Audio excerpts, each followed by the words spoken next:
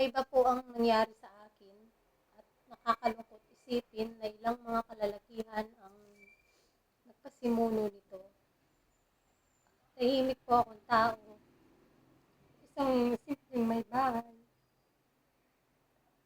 masigasig sa buhay at pursiguito sa isang mithiin na balang araw ay magbabago ang estado ng aming buhay.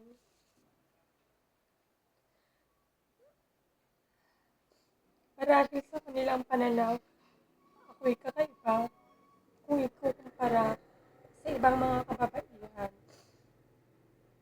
na kanilang nakakasalamuha sa araw-araw.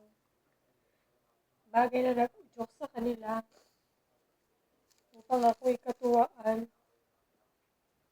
tuksuhin, inisin, laitin, at pagpustahan kung hanggang saan ako tatagal at pwedeng bumigay.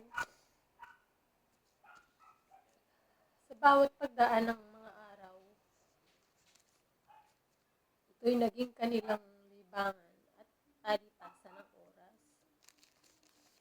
Napakahirap, napakasakit, wala akong magawa. Nakaipit ako at nakapagitna sa pagitan ng pagtanaw ng utang na loob at pagkikipaglaban ng aking nararamdaman. Mas pinili kong manahimik at maging mahinaon, maging positibo. Kung lalaban ako, paano ang mga anak ko? Hindi ko pinansin ang lahat. Sa halip, itinuna ang aking sarili sa paghanap ng trabaho. Nagsikap ako at nagpursigi sa kabila ng aking kalagayan. Alam ko, ramdam ko, ginabayan ako ng Panginoon. Nakahanap at nagkaroon ako ng trabaho. Nakatulong sa abot ng aking makakayanan. Lahat ng karapatang mayabang ay nasa akin ng mga sandaling yun. At pwede mong ipakmukha sa kanilang lahat kung sa akin ay ginawa, subalit bakit hindi ko magawa. Labis kong pinagdamdam, maging sa trabaho ko'y ginulo ako dahil lalo pang ito'y aking iwanan. Hindi po ako masamang tao. Kailanman ay hindi nag-take advantage kahit anong bagay. Hanggang sa umantong sa ganitong pangyayari,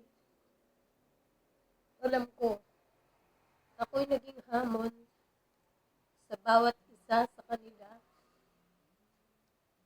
Naging hamon sa kakayahan at larangan ng paghahanap buhay na ang isang babaeng katulad ko ay kayang gawin ang ilang bagay na wala sa kanila. Hindi po patas at makatarungan